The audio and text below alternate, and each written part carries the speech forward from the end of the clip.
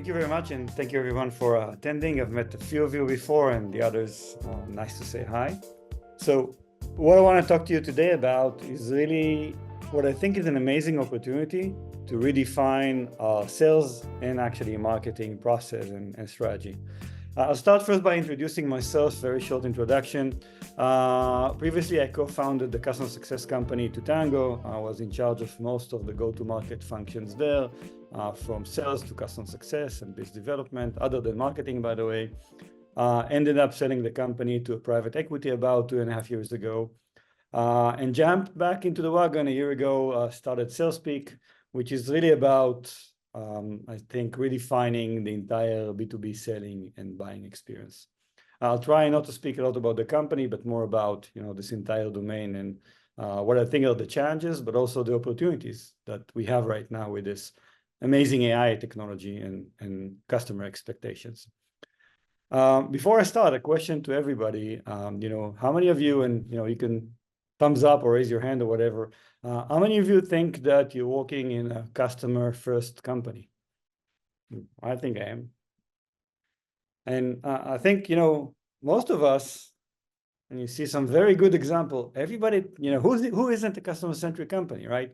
You see from HubSpot, from Salesforce, from Cisco, there was a famous quote, by Jeff Bezos, Amazon.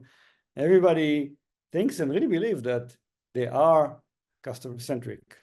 What I'm going to try to explain to you today, and hopefully convince some of you, is that while you may think you are a customer-centric company, I'm not sure that the sales and marketing processes that you designed and defined are actually customer-centric and customer-first.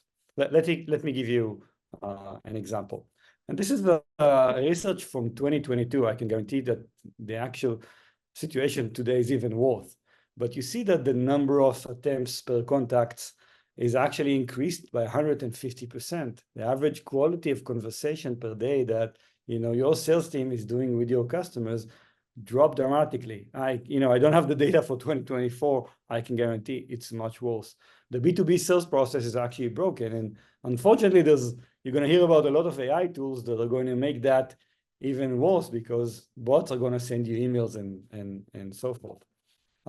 Customers are actually noticing that. That's a quote that I like, but suppliers are not selling the way many customers prefer buying. And there's a clear, Gartner says there's a clear preference gap that will actually keep you or leave you exposed. And I think this gap actually increased, by the way, because if you look at the experience that any software people or B2B buyer are actually getting right now, just by using AI, just by using ChatGPT, they're now going to expect that you will be able to provide these kinds of experiences. And the reason I'm saying that, without knowing each one of you, that probably your sales process isn't designed for the customers, it's because it probably looks like this, right? Somebody arrives to a website, maybe there's a chat, maybe there's not.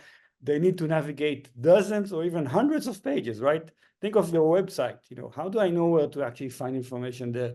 And then I don't find any information. I go back to the chat. I maybe start the conversation with the chat, but you will give me your least experienced person to speak with, which is an SDR. They're not domain expert. They might be able to, but they're really focused on helping you and not helping me as a buyer. Maybe able to answer, maybe try to book a demo, maybe I'll see that 2 days ago, then I'll speak with a salesperson and he doesn't know everything or she doesn't know everything and they need a sales engineer, and then number 2 with your team and negotiation, and then you're going to start sending me more emails. And as a buyer, I'm actually doing it 3 times because I'm not just evaluating you, I'm evaluating 2 other vendors as well.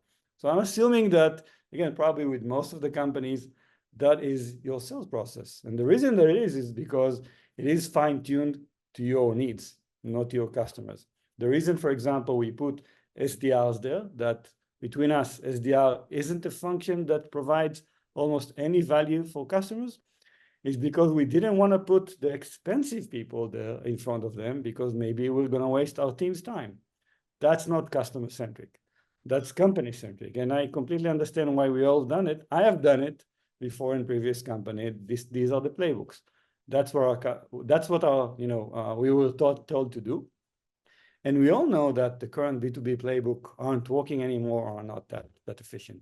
So if that's similar to your sales or marketing process, think of what the buyer needs to go through. And I think what's nice about a mental exercise that you can do, each one of us is on the selling side, but also on the buying side, right? Each one of us, people are trying to sell us all the time. We do need to buy software. We do need to actually make decision about this. Think about yourself. Is that the experience that will make you actually want to continue with this company?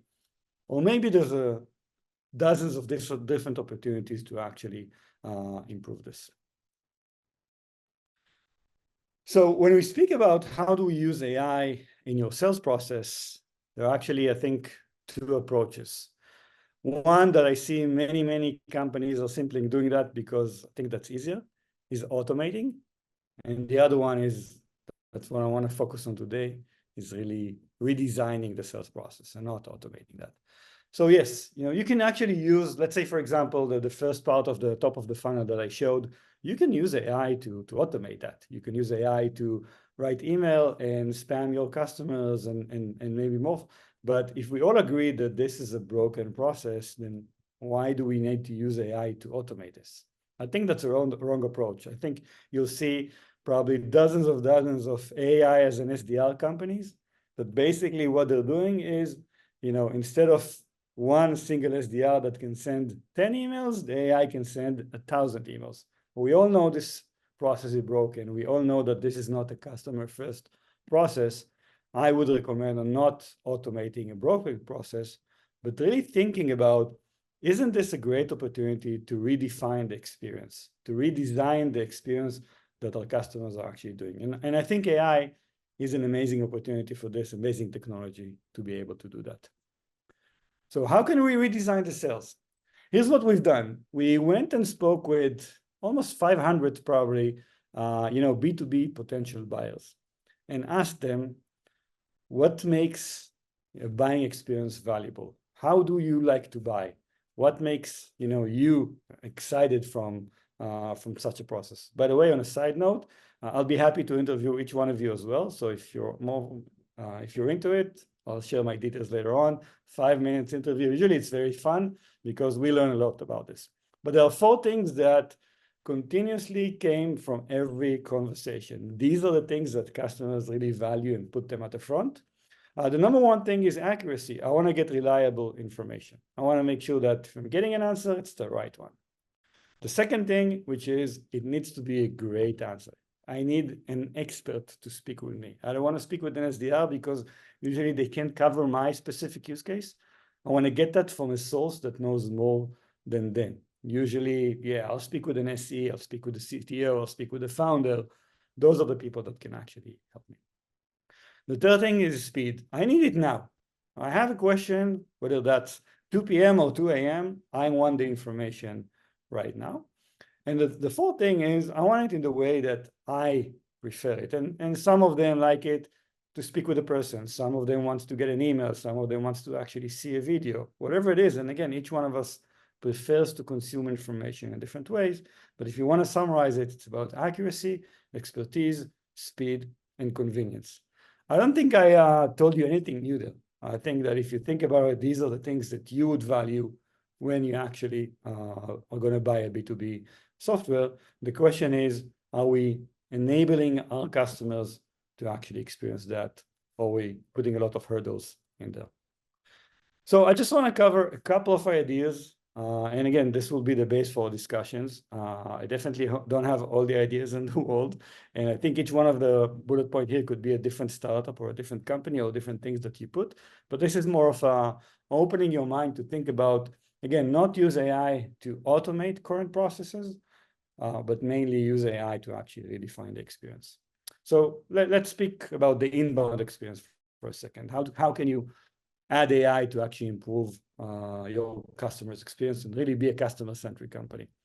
You can start with having an AI that can teach your salespeople to be experts, right? A co-pilot. So for example, if one of the demands or the requirements from the customer is, I don't want to speak with a person that can't help me, if you get your salespeople to a level that they can actually be expert, That could be amazing for your customers. And I know about some companies that are trying to do those kinds of things, whether in real time or offline, teach the salespeople how to respond better to your customers. The second thing is, and that's more or less what SalesPeak is actually doing, is you can actually have an AI as an expert. Imagine each one of your prospects, each one of your inbound leads that gets into your website, doesn't get to speak with an SDR, doesn't even get to speak with an AE. They get to speak with your CTO, or they get to speak with the best SE, they get to speak with the CEO or the founder. AI can create that level of experience. And again, it's not about automating the core process, it's about replacing it with a different kind of experience. You can start thinking about smart knowledge repository. Maybe they don't want to speak with anybody. They just want to consume information. So how can I create knowledge bases that are really relevant for them, learning from data and so forth? The last thing here is something that I didn't think about. I stole from somebody else, but I really love it. White glove everything. I think one of the PowerPoints of AI is really the ability to add intelligence, to add content. So if you can really do a one-on-one with each one of your customers, white glove everything, I think that could be an amazing experience to think about. Again, not all of the ideas I'm going to have here are really concrete. I'll really, move this from here to here, but more on opening our minds, thinking how we can embrace that change and enable a better experience. That's on the inbound. Nurturing, dynamic content delivery, and better understanding your audience. Each one of us have our own, nurturing campaigns, right?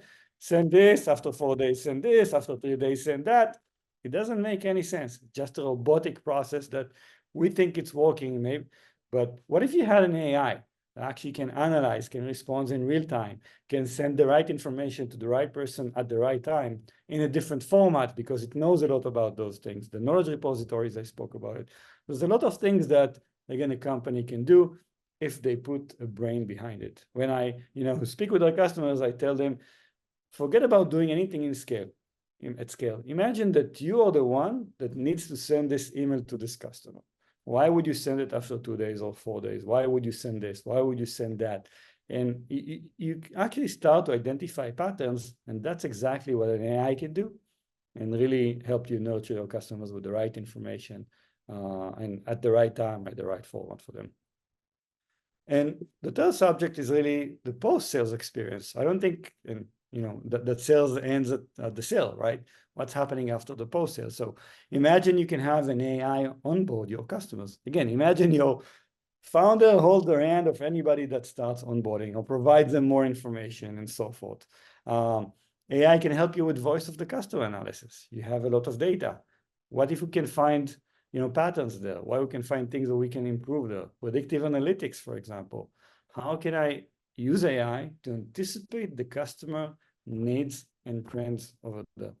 There are many, many other experiences, but the bottom line is that I think of you as a buyer and think of what kind of experience you're actually hoping to achieve, and then try to see if AI, and whether you buy a third-party solution or you do those things internally, I don't think it really matters, whether AI can actually improve those things. I'll finish with one last note.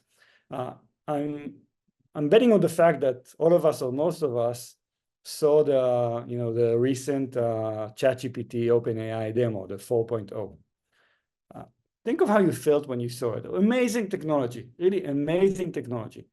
And imagine what would happen if your customers could feel like this, not from using your product, because we're not in charge of the product, but from communicating with you, from interacting with the company, which is what we in marketing and sales are actually in charge of. And I think we're getting there. I think we can actually create the same level of excitement by using AI to make sure that the experience that we actually give to our customers is much better than we're actually doing right here. So that's more or less my opening remarks for this. These are my details. Really feel free to connect in LinkedIn, send me an email, whatever you want. It's really, again, any question that you have about this topic, I'm sure we're going to discuss here. But as I mentioned before, if somebody would be willing that I'll interview him, and that would be great as well.